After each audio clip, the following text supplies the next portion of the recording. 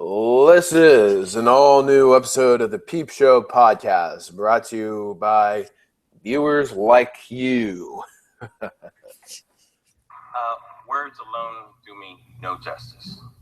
So, Mr. President, I'm going to keep it 100. Yo, Barry, you did it, my nigga. You did it. Thank you very much. Good night.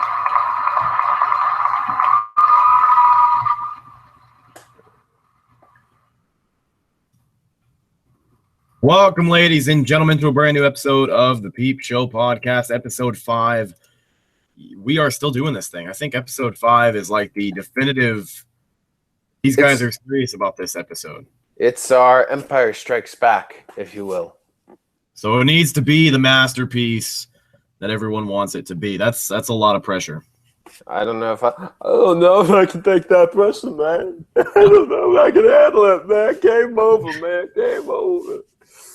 All right, guys. Well, as you heard in that intro, we are talking about Larry Wilmore dropping the N-bomb at the presidential something. What's the name of it again? White House Correspondents' Dinner. The White House Correspondents' Dinner last night. He looked at Obama and said, "Barry, you made it, my friend." My chum, my buddy old pal of mine. So you heard the audience reaction. You know, there was always that one lady who was really loud. Wow! But do you feel that was appropriate, or do you think it was uncalled for? I feel betrayed. I feel like personally offended on every level. I have no idea how these people go to sleep at night. And it's not because he said the N-word, not because he said, "Yo, Barry, my nigga." It's just the whole White House Correspondents' Dinner concept. That's what I take issue with. Oh. It's just all these hippy-dippy, all these cool, liberals just hanging out together. They call it freaking nerd prom. Did you hear about that? No. I could be wrong about that. I might be wrong about that, but I'm pretty sure. But they think they're so cool and tight, but it's just a bunch of slimy politicians just rubbing elbows with the big media people, and not for me. Not for me. Not my kind of crowd. Ugh, sorry. Yeah, well, I mean, you said it, not me, but. Larry Wilmore did close out in saying the N-word, and the internet, social media exploded. Actually, more of a mixed reaction than anything. There's a lot of reactions here. Ethan Clapper immediately tweeted out at 11 p.m. and said, "Larry Wilmore just said the N-word on national TV." And here's another good one. This is from Brandon E. Patterson. It makes a pretty good point at My Black Mind with 2 Ds. He said, "I wish white people were as offended by police brutality and mass incarceration as they are by black people using the N-word." All right. Nah, all right, okay. Philip Lewis said, "Save your N-word, commentary and think pieces. We don't want them. Sincerely, the black community. Hashtag WHCD." Caitlin Kelly said, "Oh, now white America is going to be upset about someone calling the president the N-word." Brenda Reel said Larry Wilmore was disrespectful to President Obama in his last dinner. He was gross. I don't know. Some people, we have another one here. They got a Fresh Prince of Bel-Air gif loaded up, and they're talking about their reaction, but a lot of mixed reactions for Larry Wilmore calling Obama the N-word. Honestly, I don't think it was the time or the place. I really don't. I'm not upset that he called him the N-word. There are many of other things, many other worse things that he could have called him, but that wasn't the time and place to do it, man. It really wasn't. How do you stand? I don't know. I genuinely could not care less, honestly. I mean, I feel like this is an example of someone taking some minute thing and blowing it way out of proportion, you know, all these social justice warrior, Tumblr trash types, and just trying to give words more power than they actually have. Sure, there's like, in polite company, that whole thing. Like, I'm not going to go up to my grandfather and, recite the whole like Rick and Morty bit or something. But, I feel people feminist Black Lives Matter movement give words more power than they actually have, Yeah. Like, I don't know if I've told you about this guy, but this brilliant guy who I'm actually considering trying to reach out to try to get on the podcast, but I seriously doubt he would ever, since we're just sort of up and coming. But once we gain some traction, this guy called Milo Yiannopoulos who does these excellent, talks and think pieces. He's he does this tour on college campuses, and it's called the Dangerous Faggot Tour. And and it's because because he is homosexual, he's sort of protected from being criticized by these by these jokes and people who go out of their way to make it a bad time for everyone else. Yeah, like, oh my God, I'm so triggered, I need a safe space. That whole crowd. I know what you mean, man. And people, I don't know, everybody's going to have something to be worked up about. But guys, really quick, I wanted to say sorry for the lack of voice. If it sounds like there's a lack of voice yesterday, if you haven't seen it on the channel already, go check it out.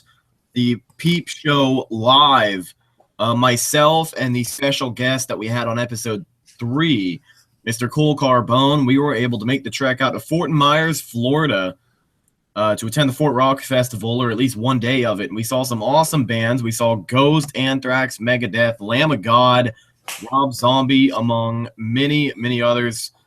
And there was a lot of screaming to be done. But if you haven't seen the videos already, go check them out. They're up on the channel.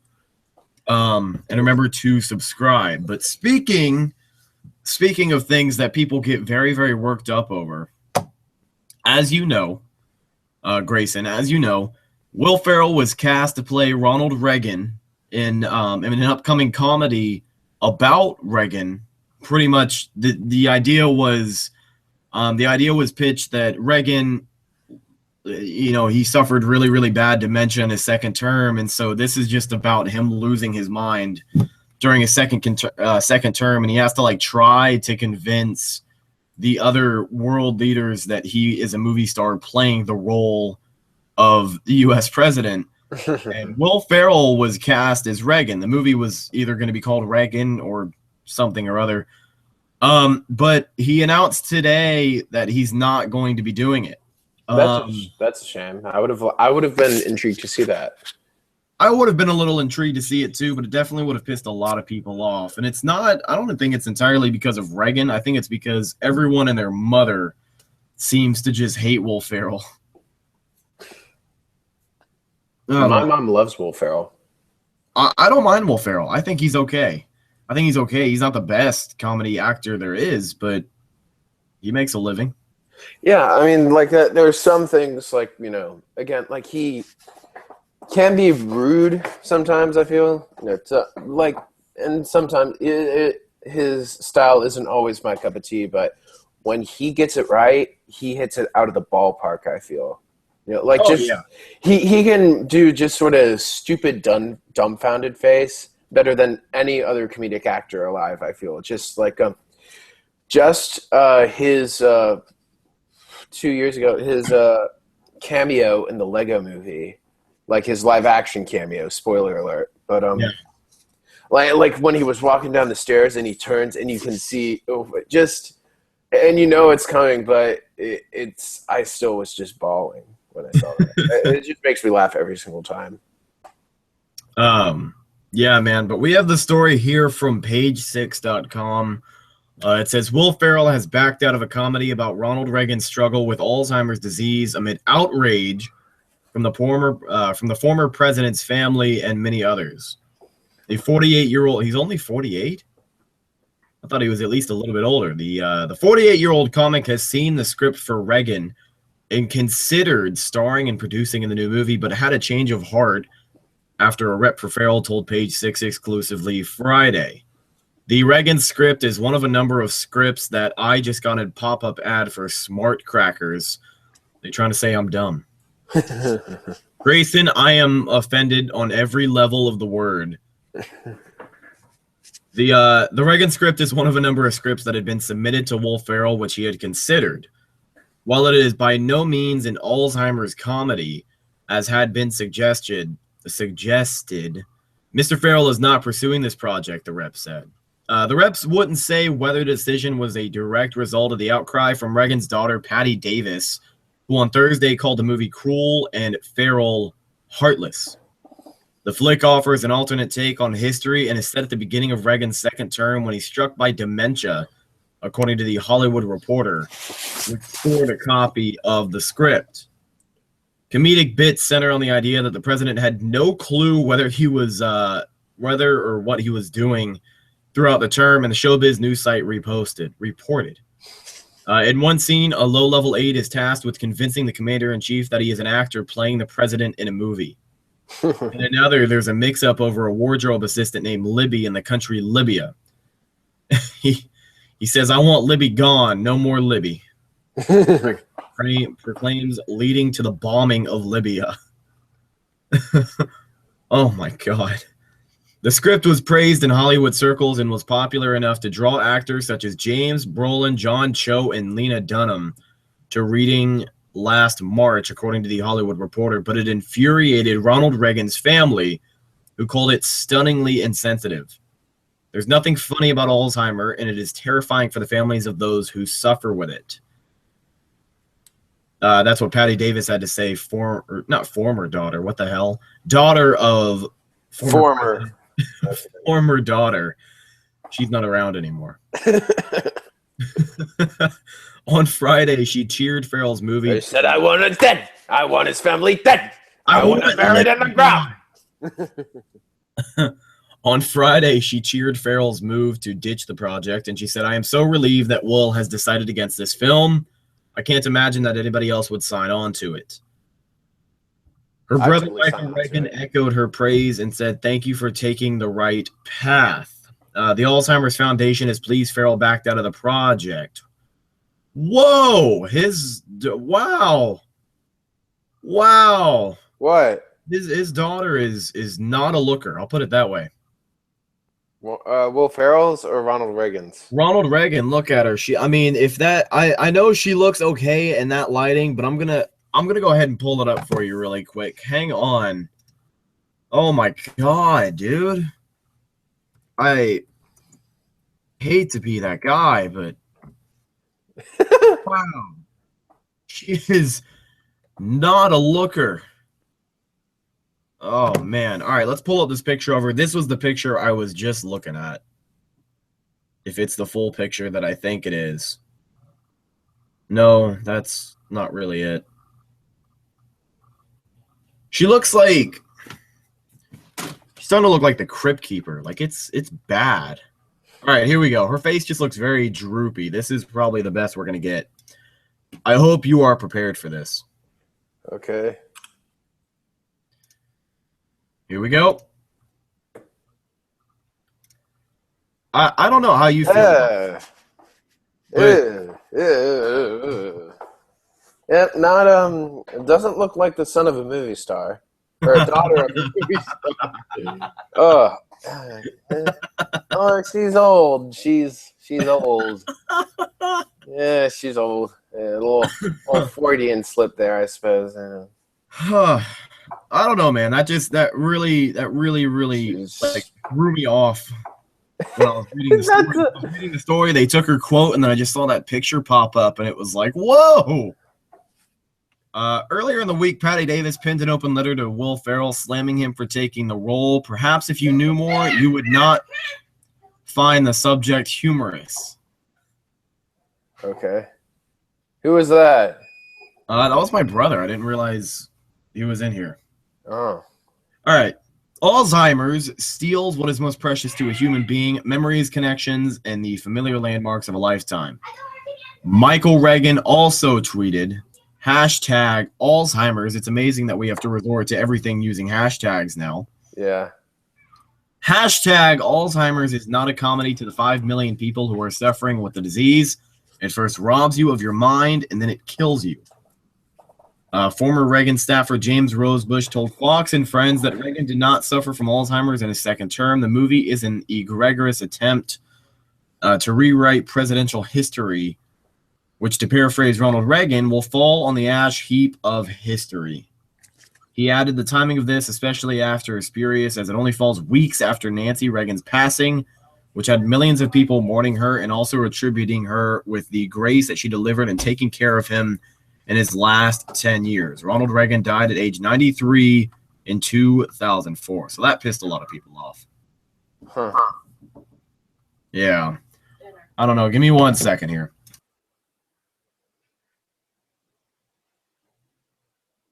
What are we doing right now?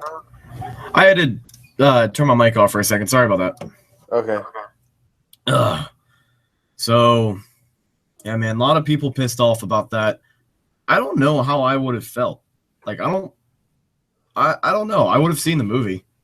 We probably would have done a review on it. Yeah.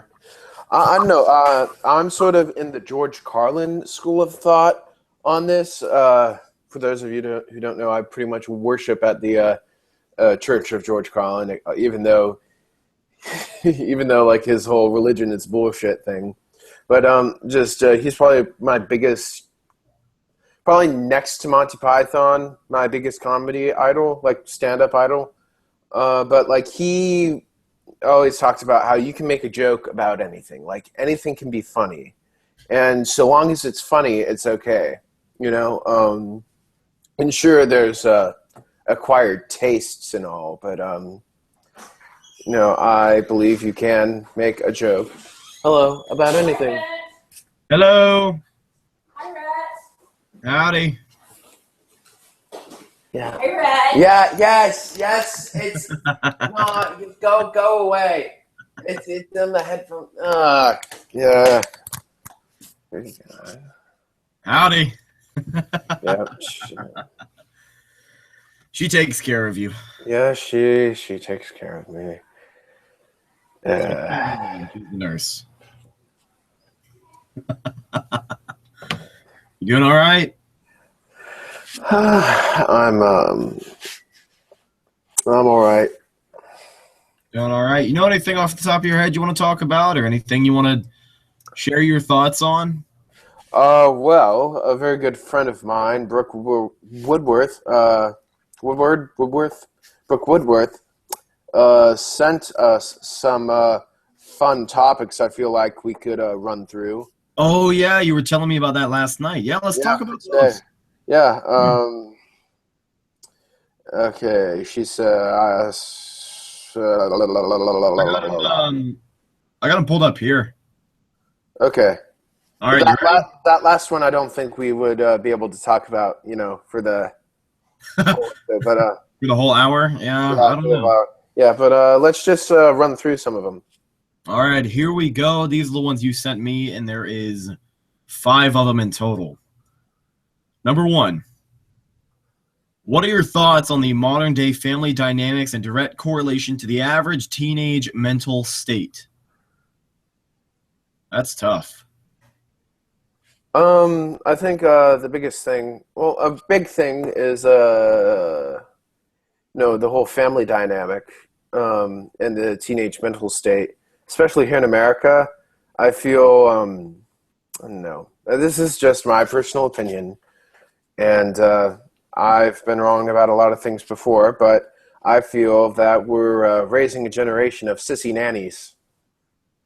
You know, that's, you know, sort of the teenage mental state.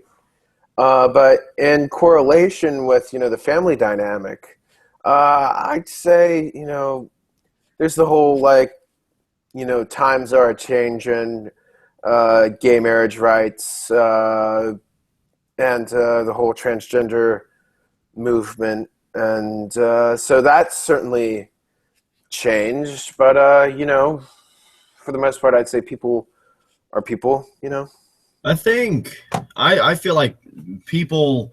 I mean, I don't have kids. I don't really plan on having kids, but I think parents have had to change the way that they raise their children because, like you said, we are in the middle of a times are changing dynamic. You know, Come gather around, people, wherever you roam.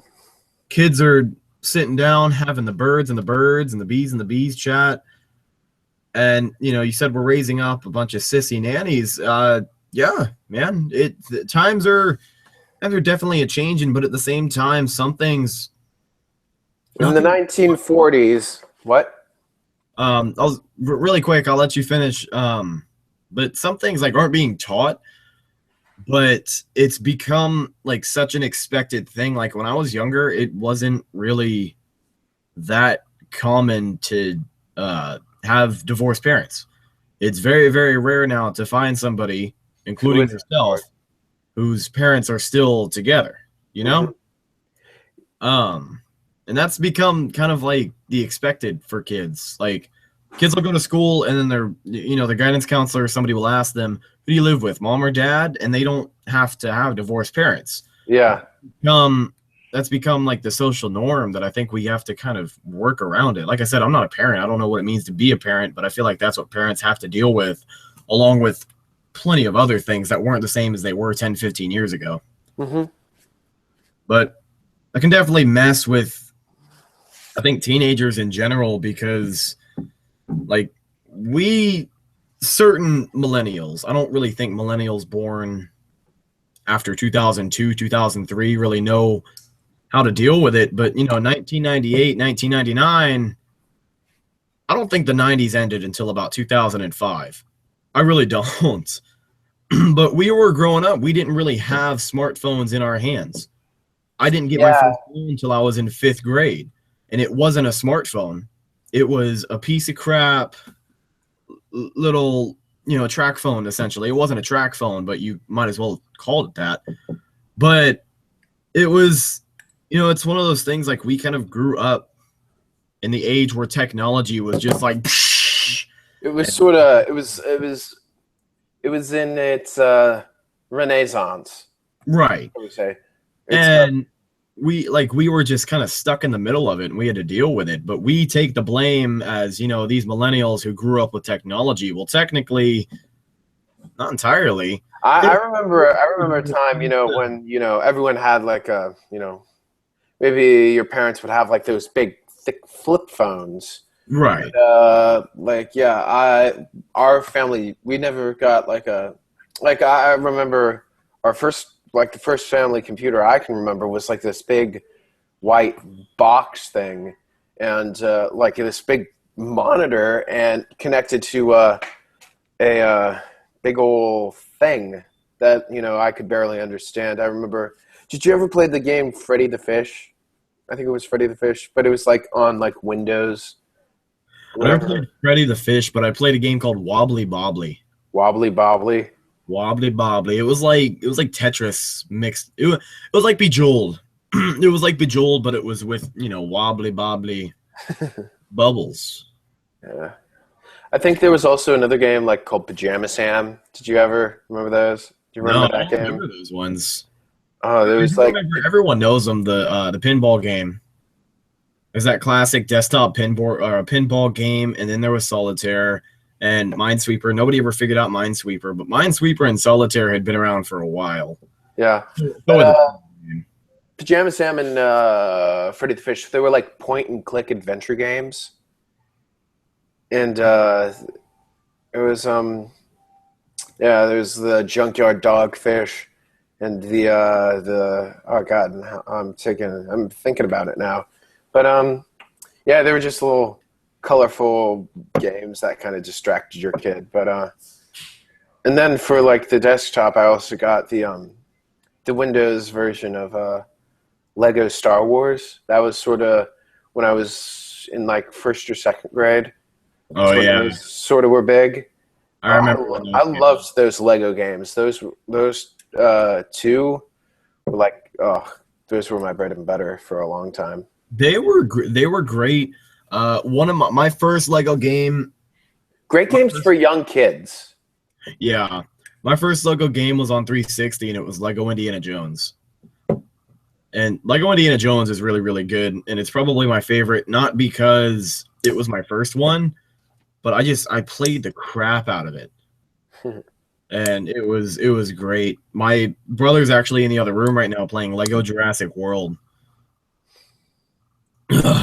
So, yeah, man, but we're growing up in a weird age. We're caught in the middle of it. We're like that awkward middle child. The young child has everything handed over to him, but the older kid who didn't grow up with any really technology at all other than television, they can say, I grew up without technology. We can try and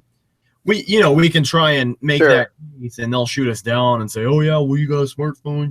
Yeah, we're in a weird spot as a certain age group. But the next I want to talk some more about about this topic, in the age of information. Like you were talking earlier about divorce, and do you think that that's necessarily the best thing, because honestly I honestly don't see it as a good thing. I know several people who have divorced parents. Like I have a really good friend, Daniel Hadermoda, whose parents, if you met them both, like you would never be able to tell that they're divorced, but just because they get along extremely well with each other. And I can't speak to the degree, but like when I was at Wilson, and my mom used to be the nurse at Wilson, there were a lot of cases where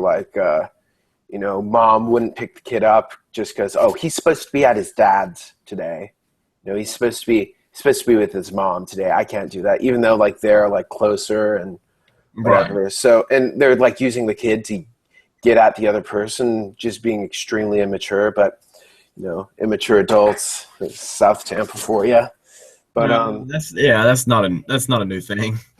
But I don't know. But I feel like it's, again, when I was extremely little, I mean, in the neighborhood I grew up in, I mean, it wasn't typical, divorce, but it wasn't an oddity at all. But I feel like almost everyone, and 50% of the kids I know have divorced parents, and it's I just don't know how I feel about that.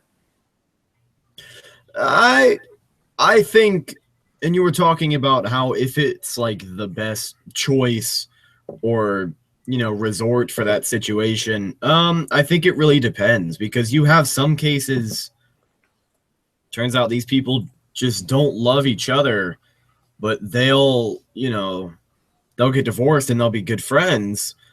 But you've also got some cases that are domestic abuse, or right. You got some cases where it's just bad. They're fighting, all the time. I feel like a divorce is a decision made with two people.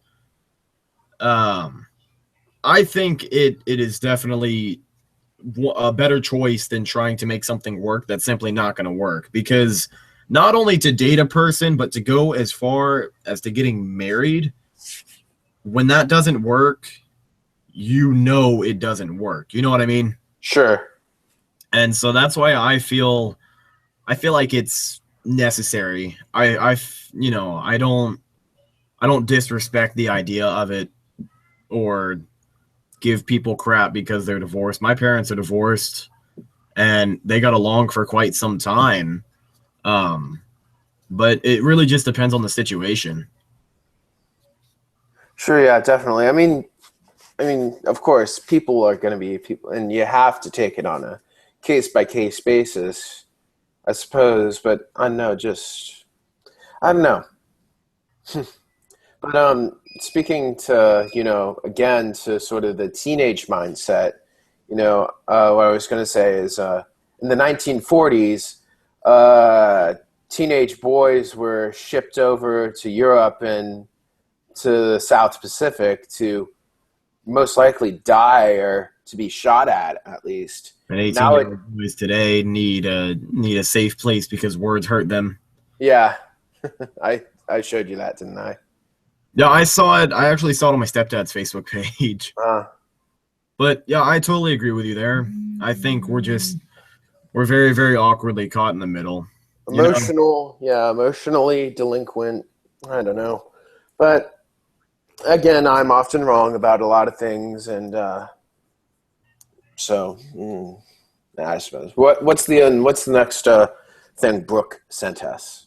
The next one is a topic that's actually kind of a hot topic. Why? Oh, I hate Hot Topic. There's like the weird pasty girl with the spacers that gross me out. You ever seen that South Park episode where they burned down the topic? Yes, I love that so much. Goth culture. I feel goth culture died once the first topic was opened. Like once they can slap a label on it and it's mainstream, it's no longer a counterculture. I think South Park has really hit the nail right on the head with that. I've never seen anybody else talk about that, but it's so hard to like pass yourself off as like goth now. You know what I mean? Yeah. With all these emo kids running around, pop punk kids. We had to sit through, unfortunately, yesterday at the concert. One of the bands that was on was A Day to Remember.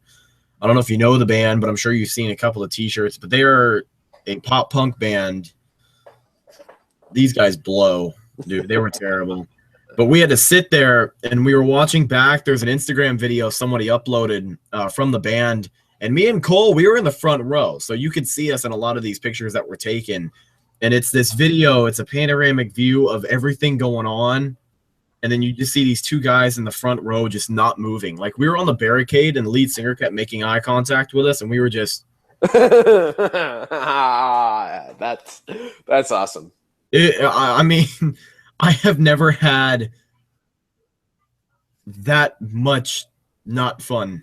I know that was a dumb way to say that, but I have never not had that much fun at a concert in my life. Like, it was just...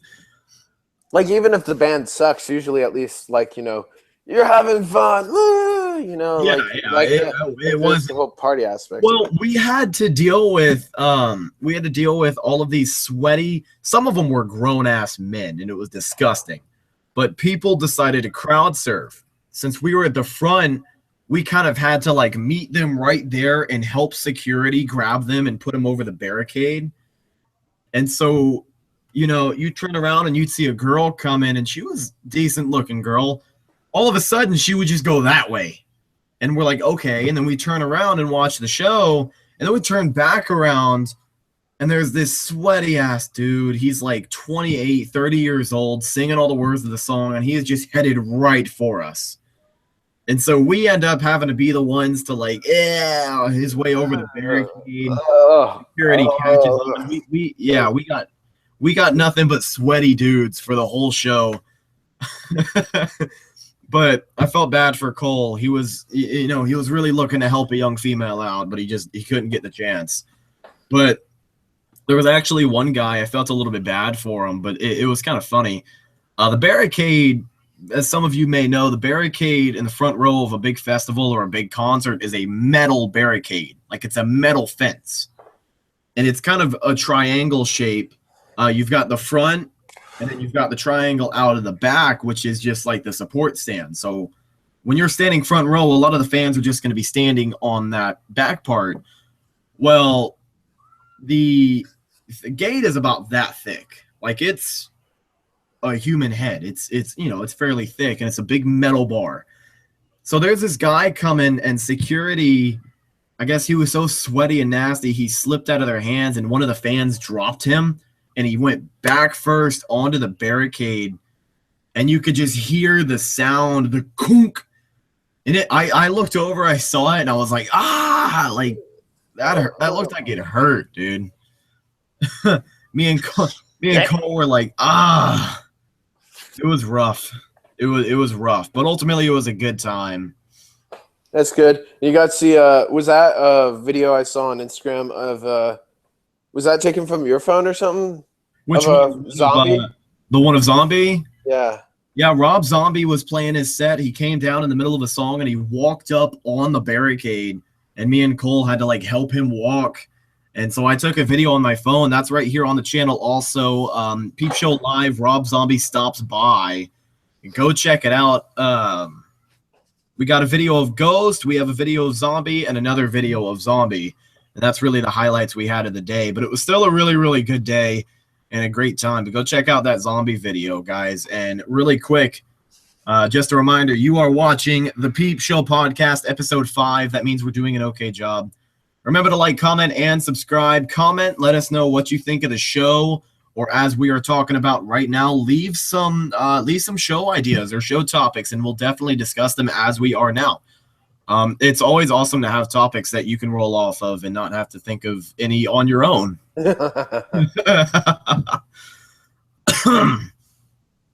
So what's the next topic?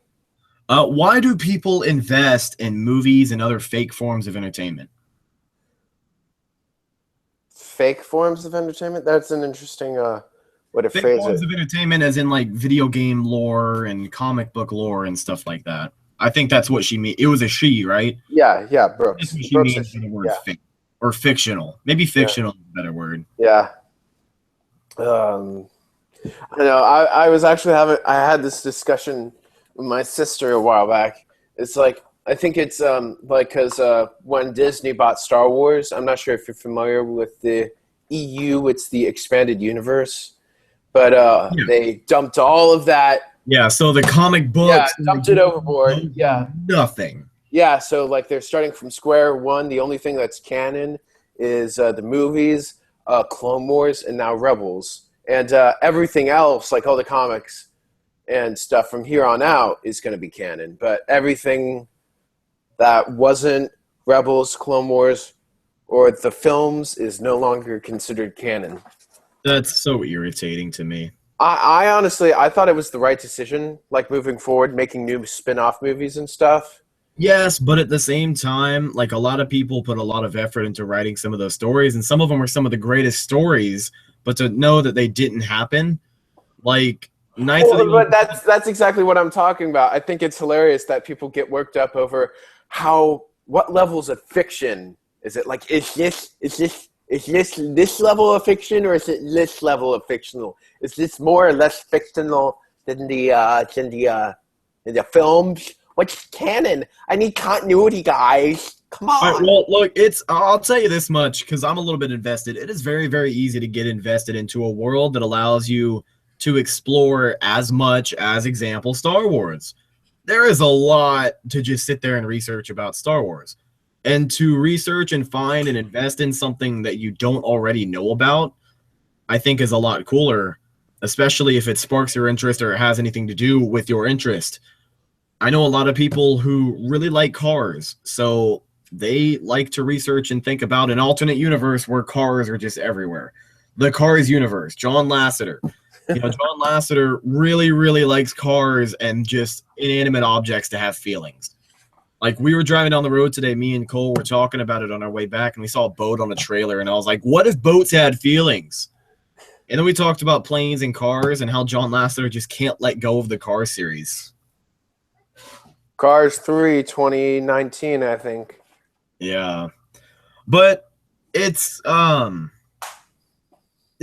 one of those things, though, like the story of how he came up with the inspiration for Cars is really, really nice. And that's the thing with Pixar is that their stories are made. Even at their worst, they're still pretty good.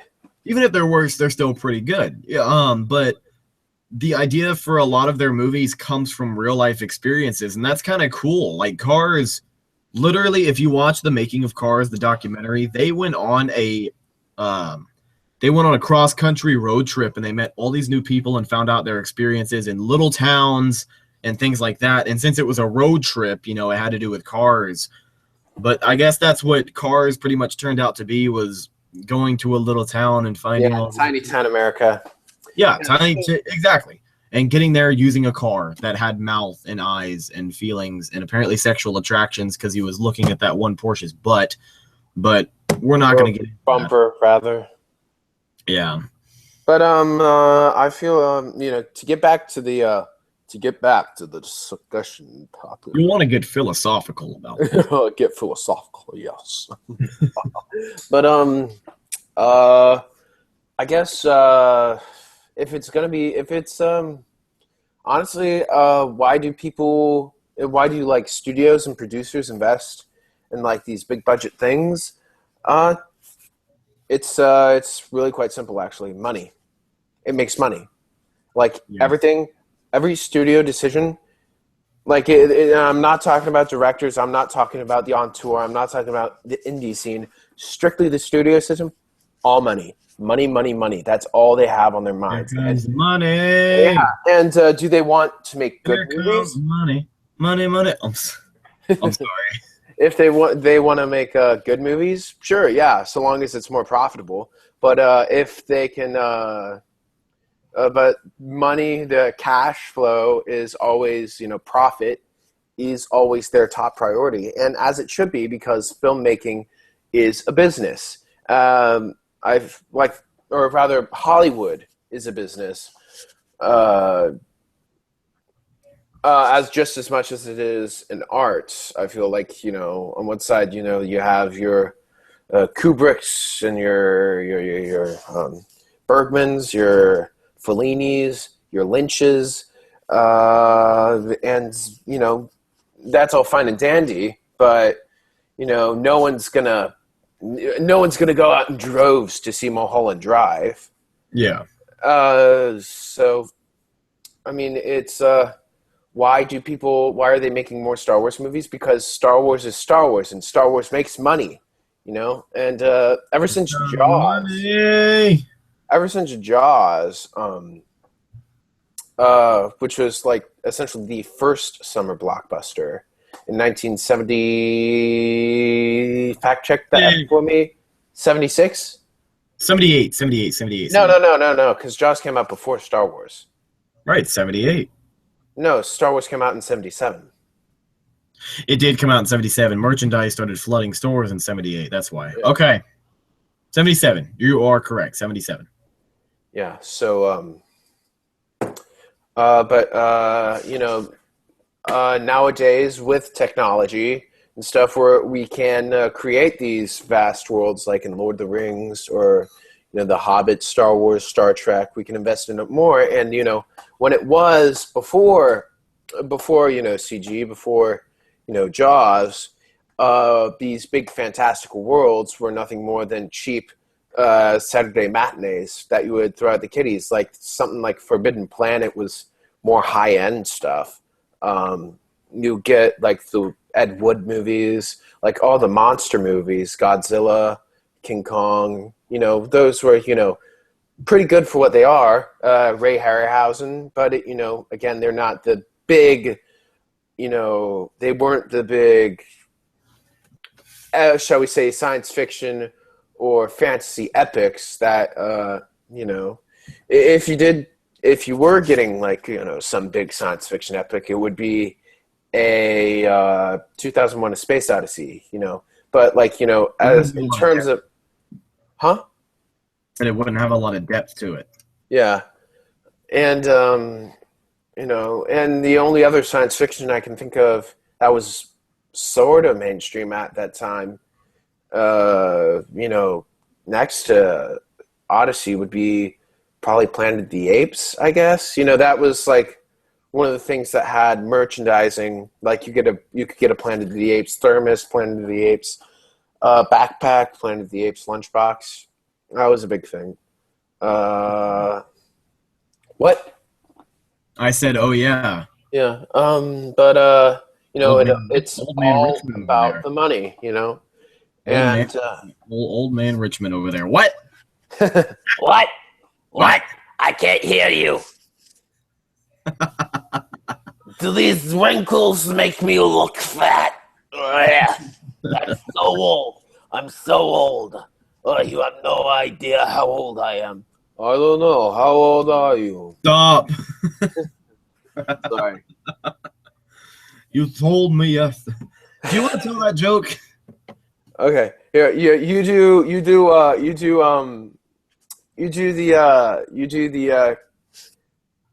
Herschel, I'll do Morty, okay? All right. Oh, Herschel, you have no idea. You have no idea how old I am. It's so horrible. Morty, you're really not that old. I'm older than you are. Oh, come on. You can never guess. You will never guess how old I am. It's terrible. It's the worst thing ever.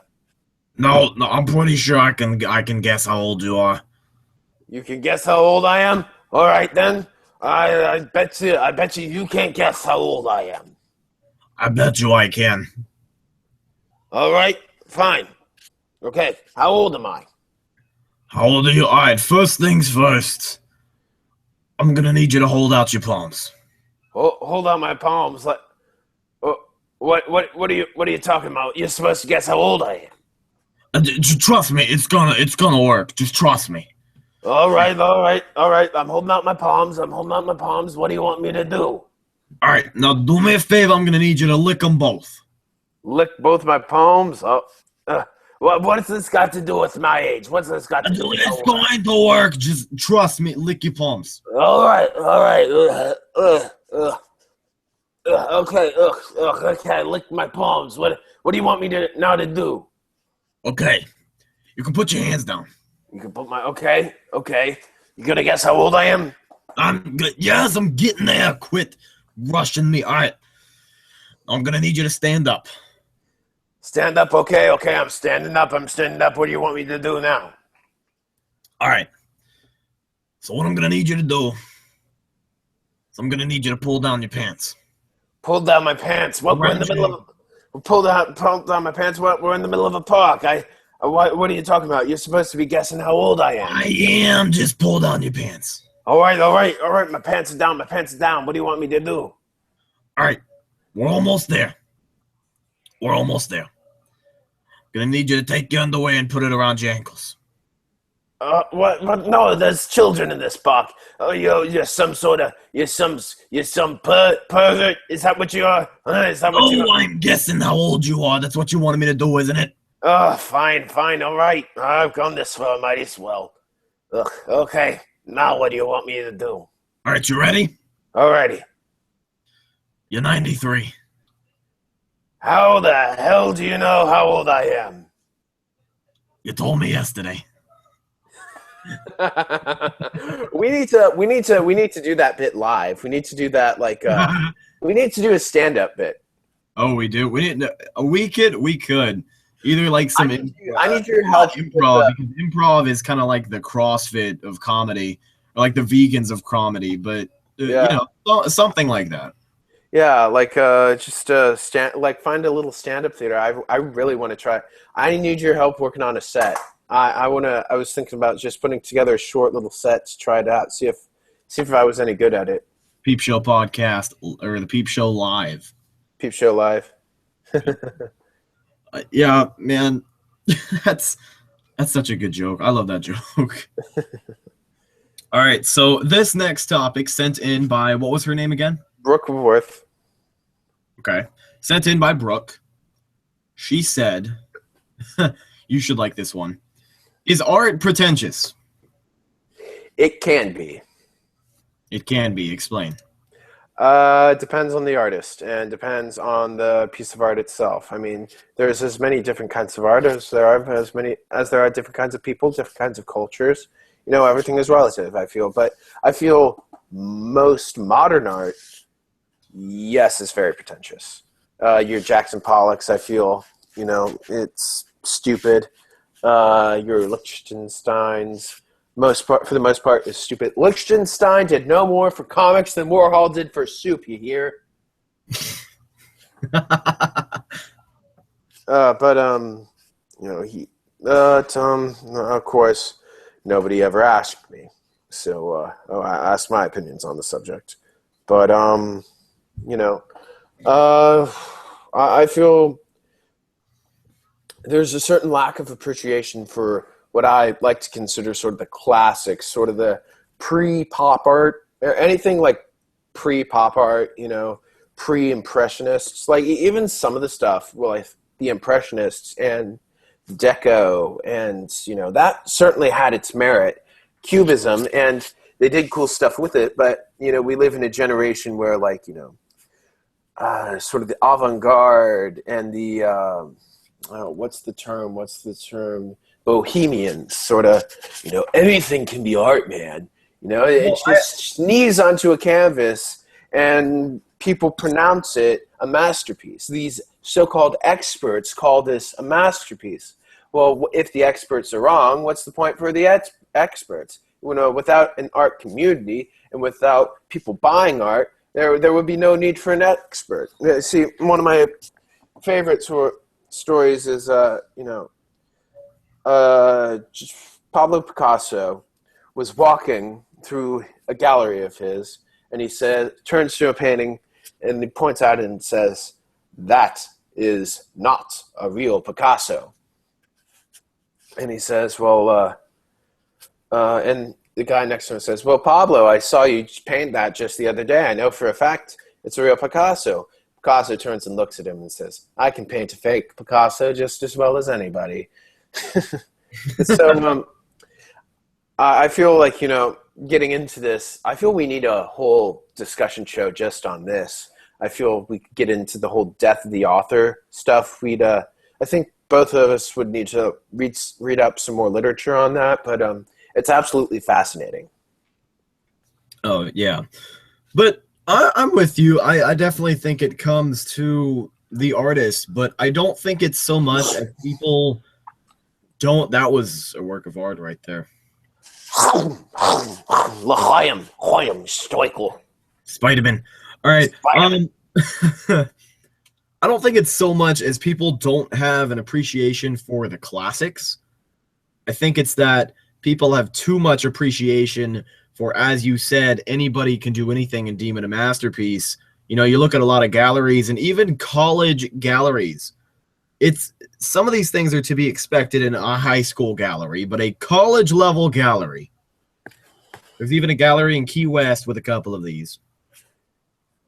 You can take a picture of your morning cup of tea on a cell phone and hang it up and call it art. Same picture that you could have put on Instagram, something that everyone can do, is a masterpiece. And I think there's too much appreciation for things like that, and that is what makes certain things pretentious. Kim Kardashian released a book of her selfies. You heard about that? I did. That just an actual thing relates to my hatred of the Kardashian dynasty. Yeah? Yeah. I don't know. I just don't like them. I don't like them. There's something about them. I don't like them. They scare me. I don't like them either, man, but we will dispose of them soon enough. Just like we got rid of the former daughter of President Ronald Reagan. Oh, we don't like them. We just don't like them. I have no issues with the former president's daughter, personally.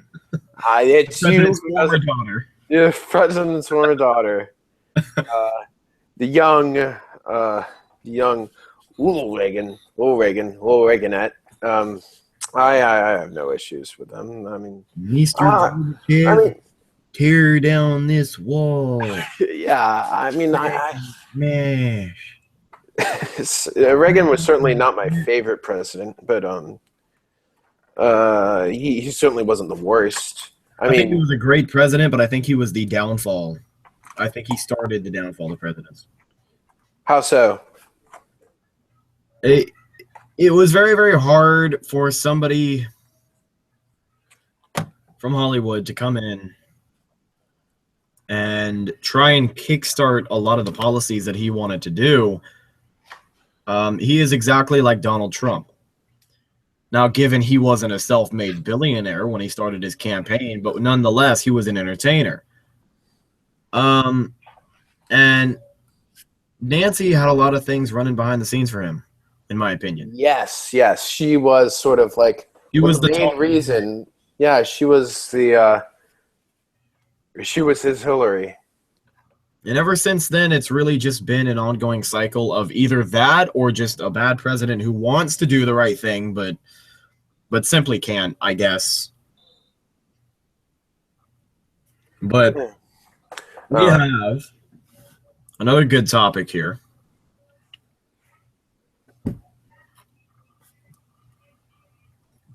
had to clear my throat. All right. Ugh. What? We had to get at least one of those in. Every single episode, there needs to be a burp. We cannot finish a show without a burp. I can't burp today because I haven't had a lick of soda in me. But I'm glad you filled that hole. Oh, Glad you I hit have no that problem filling void. holes. But moving on here, next topic sent in by Miss Brooke. What is a song everyone should hear, and can you sing it? I don't know about singing it. I once killed a baby, bumbled. I thought that's where you were going with that. Sorry. Yeah, it's probably one of my favorite songs of all time. It might not be my number one pick, but a song I think every American I think should hear, or young person at least, is maybe not necessarily American, but Bob Dylan's "Times Are A-Changin'." You know, it's just sort of. I think it has just the historical context of it. I think is really interesting and something that can be analyzed for generations. You know, come gather round, people, wherever you roam. You know, it's just something that strikes a chord with me. It was almost mystical. It certainly was, and if I had heard it at the time it was written, I very well could see myself, you know, packing my bags and joining the Flower Children. Yeah. Yeah, becoming just would have been a hippie. I could see myself doing it, but just like it's weird to say now, but like, you know, yeah, I can actually. You know what? Yeah. I mean, maybe not the Flower Children per se, but just sort of the whole counterculture movement. It's just fascinating. I've always been a big fan of 20th century pop culture. Just from, you know, Vietnam to, you know, Star Wars to like the Roaring '20s, just that whole century. I've just always, you know, the Greatest Generation. I've always been fascinated with the nuclear family. You know, like I could talk to you for half an hour about the importance of the Beverly Hillbillies as a cultural turning point. But yeah, just that song, just I feel really sums up. Like it's the Youth in Revolt song. I feel it is the right. It is just it's so magical. Oh, I love that song. Maybe as just as much, if not more, than Mr. Tambourine Man, which is probably a close second for me. But yeah. All right. What do you think? What do you say? You know, looking at that topic, I definitely have a song in mind. One of my favorite songs of all time has got to be Earth Angel. I think Earth Angel is a great song. Earth Angel by the Penguins. And it's a song that defined not a generation, but an era in time. I don't know a single song off the top of my head that can define the 80s. I know plenty of songs, but I don't know one song that could do it. Hip to Be Square. What? Hip to Be Square by Huey Lewis and the News. Okay. I'm just goofing. Yeah, I can't really think of anything off the top of my head. Of course, I wasn't alive in the 80s, so right. I can't really speak to that degree. But, you know, looking back and learning about the way that we do in certain classes and things like that, Earth Angel I think it's a beautiful song, and it sets the tone for that period of time. I wouldn't say everything, because everybody has to make the argument, well, you know, everybody who wants to go back and live in the 50s wants to live in black oppression. That's not really the point. But the point is that everything was just a little bit simpler at that time. And woman stayed in the kitchen where she belonged. No. You know, I'm not even going to make this point anymore. Earth Angel by the Penguins is probably one of my favorite songs. Can I sing it? No, I can't sing anything. But that is my feeling on the topic. I'm not going to delve too deep into why, but that is the reason. Should I try to sing the Bob Dylan song? Do it. Tear it up. All right. Please forgive me. I not the greatest singer of all time. And hey, if you want to do your Bob Dylan voice, do it. Do you want me to do a Bob Dylan voice, or should I just sing it with my my regular horrible nasally voice? Do Bob Dylan. Have a little fun with it. Don't do it if you're not going to have fun with it. All right. Okay. You ready? As ready as I'll ever be. All right, ladies and gentlemen, Grace and the Wizard performing a little bit of Bob Dylan right here on the Peepshow Podcast. Just want to have the lyrics just so I make sure I don't screw it up. Are you going to do the whole thing? Probably not. All right. Come gather round, people, wherever you roam, and admit that the waters around you have grown, and accept it that soon you'll be drenched to the bone. If your time to you is worth saving, then you better start swimming or you'll sink like a stone, for the times they are a-changin'. Come, writers and critics who prophesized with your pen, and don't criticize what you... Oh, wait, no. I fucked it up. And keep your eyes wide, the chance won't come again, and don't speak too soon, for the wheel's still in spin, and there's no telling who that it's naming, for the loser now will be later to win, for the times they are a-changin'. Come, senators, congressmen, please heed the call. Don't stand in the doorway, don't block up the hall, for he who gets hurt will be he who is stalled. There's a battle outside waging. It'll soon shake your windows and vibrate your walls, for the times they are a-changin'. Oh, God. And now that's on the internet for everyone to see. Everyone to listen to. Everyone to hear. The song that would have made our good friend Grayson a hippie. That's going to be one. I wouldn't have been a hippie. I can't actually. I don't know. I know hippies are a little too. I know there are different kinds of hippies. I feel like I unfairly lump all hippies into the same bunch. Because I mean, Hunter Thompson was kind of a hippie. I mean. One of my mentors, Tim Gibbons, is a real hippie. Yeah, I mean, I guess I don't know. So long as you like stand for something, I have no problem. More power to you. Yeah, that's true, my friend. So our last suggestion here from Brooke, and this one will probably wrap up the show. Mm-hmm. We'll wrap up the show with this one, but do an entire podcast. That's not going to happen. That's way out of our range. But do a podcast in a made-up language that nobody can understand. Well, if you're up for it, we can close the show out with a made-up language that nobody can understand. Well, honestly, I think something you and I can both understand is a little bit of Gonzo, my dear brother.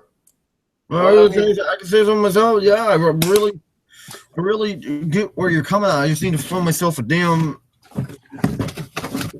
We got it right all through out there. Yes, sir.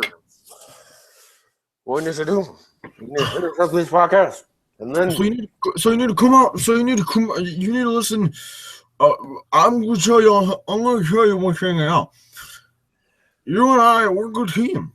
We're a team. Yes, of course we are. Sure. So, as we will catch you next time on Peepshow Podcast, episode 5. Very good. Very good. Grayson, we're going to kick you out because I'm going to close out with some music. But I'll see you next time, okay? I'll see you tomorrow. That sounds like a marvelous plan. I think it absolutely ever since the word yes, sir. Alright, so we're gonna close out the show here. But music from the 50s. We mentioned this song before. We're gonna talk about it right now. It is Earth Angel, the Penguins, more specifically the Back to the Future version. Enjoy, sit back, and we'll see you next time for episode 6.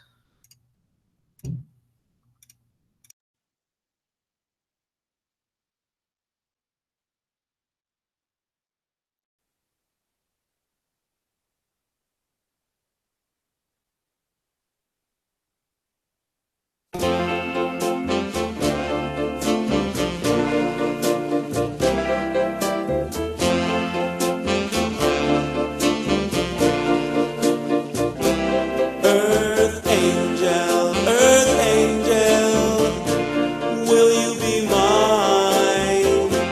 My darling dear, love you all the time. I'm just a fool in love with you. Earth angel, the one I adore, love you forever and evermore. I'm just a fool in love with you. I fell for you, and I knew the vision of your love's loveliness. I hope and I pray that someday I'll be the vision of your happiness. Earth angel, please be mine. My darling dear, love you all the time. I'm just a fool in love with you.